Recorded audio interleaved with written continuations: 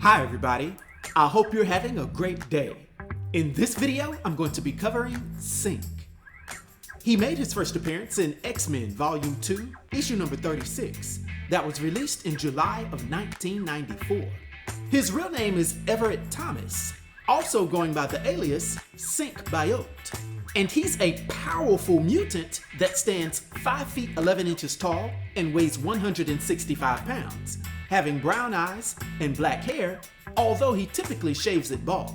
And most of the time, whenever he uses his power, he has a rainbow-colored aura that's visible. Now, this mutant power is extremely effective, and it's known as a synchronistic power replication, which allows him to be, quote-unquote, in sync with other superhumans in his immediate vicinity, making him gain absolutely every power and or ability that they have. With it being noted that quite often, the powers that he inherits from others may actually be more powerful or versatile than the individual themselves know how to use or manifest. And Everett's power is extremely efficient, with it not leaving anything at all on the table. He literally embodies an exact carbon copy of that individual's powers, and I can't stress that enough. There's no caveats, drawbacks, or anything. Furthermore, he doesn't even need to be near the actual person to copy powers. A tissue sample will do.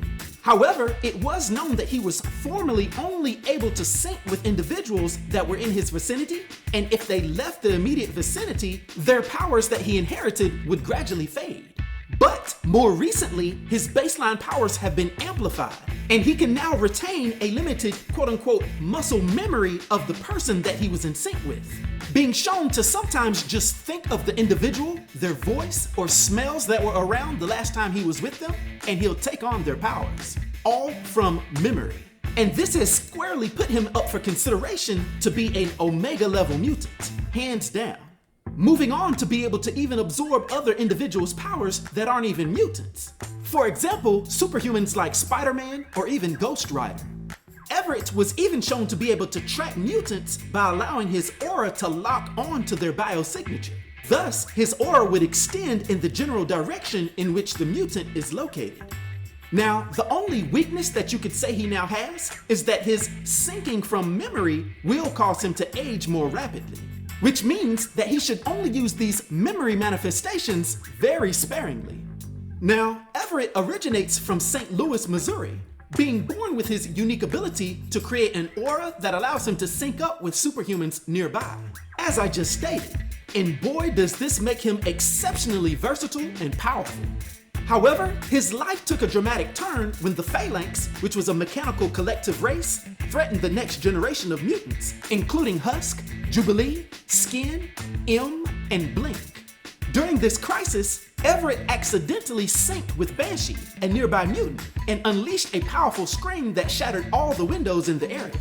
This unexpected event drew the attention of the police, but the true threat was the Phalanx, who attacked the officers. And during his time with Generation X, Synch faced numerous challenges, including an encounter with Implate, a recurring villain who transformed Synch into a parasitic mutant. Under Implate's influence, Synch threatened his own family and friends until M managed to defeat him, restoring him to his normal state. Synch's time at the academy was further complicated by the arrival of Emma Frost's sister, Adrian. She blackmailed Emma into re-accepting her as head mistress by threatening to reveal the school's true nature as a training ground for mutants. During this rough patch, Synch developed a romantic relationship with Monet, aka M, with him being one of the few people she felt comfortable confiding in. But Adrian's machinations escalated tensions between mutants and human students, with her ultimately planting bombs around the school. Now, Synch heroically attempted to deactivate a bomb surrounded by human students, but he was only partially synced with Monet, who was too far away to fully empower him. And despite his best efforts, Synch managed to save the students, but sacrificed his own life in the explosion. Years later, Synch was among the mutants resurrected by Eli Bard's transmode virus to serve in Selene's army of undead mutants. However, his full, true return to life came through the efforts of the Five, a group of mutants with the ability to resurrect fallen comrades. Synch's unique powers made him an ideal candidate for early resurrection, as he could potentially replace any member of the Five if needed. Therefore, he'd be revived alongside his friend Skin to ease the transition back into life. Synch's next major mission involved entering the Vault with Darwin and Wolverine Laura Kinney to capture Seraphina. The Vault, which was a place where time passes differently, led to the team being cut off from the X-Men. It's here that Synch would discover that his powers now allowed him to sync with non-mutants. And then, for well over a century, Synch used Wolverine's healing factor to survive and gather intelligence. During this time, he and Laura would develop a deep romantic bond, but their mission ended in tragedy. You see, when Wolverine and Darwin were captured, Synch fled the Vault since he could no longer rely on Wolverine's longevity powers to slow his aging. And after waiting for 1 week outside, he would return to the Vault, where over 100 years had passed. But right before Synch was eventually killed by the children of the Vault, he managed to make telepathic contact with X and ensure that everything he'd learned about the Vault was passed on to his resurrected form. However, Wolverine would also be later resurrected, but without her memories of their time in the Vault, leaving Synch with the burden of remembering their time together all alone. Subsequent to this, upon his return, Synch was elected to join the new X-Men lineup during the first Hellfire Gala, moving to a techno-organic treehouse in Central Park. The team would go on to face numerous threats, including attacks by the High Evolutionary and Dr. Stasis. Yet, despite the challenges, Synch refrained from using Jean Grey's powers to share his Vault memories with Wolverine, understanding she had a different life now. But when Laura was later rescued from the Vault by Forge, she resumed her relationship with Synch, now under the alias Talon. They continued to fight together in the X-Men, facing threats like the anti-mutant group known as Orchis. They worked well together.